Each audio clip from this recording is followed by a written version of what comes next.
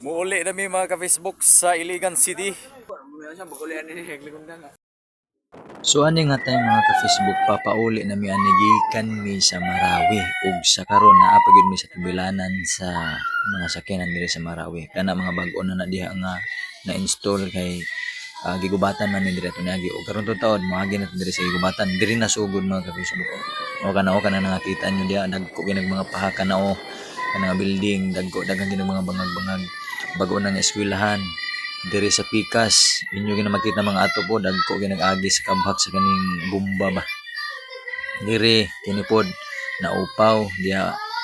sa Pikas na ay unahan diri o muski ba na kung wala ko na sayo daghan niya po nagbuslot siya o naani sa ground zero mga ka-Facebook ko daghan kina niya so pasensya ni kayo kay naa magud mi sa sakyanan medyo kusugid ang dagan di gini nga hinay tanawa tanawa nyo na unsa nakaguba di mga ka-Facebook.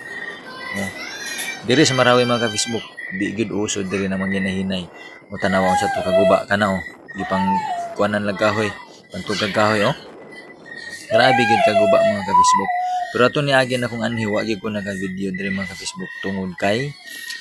gibadlong ko sa kauban pero karon naka-video gid ko kay bali kini among amo pag umanggon ni siya sa Vice Mayor sa Marawi o Tanawa. Unsa kaguba mga ka-Facebook sa ground zero na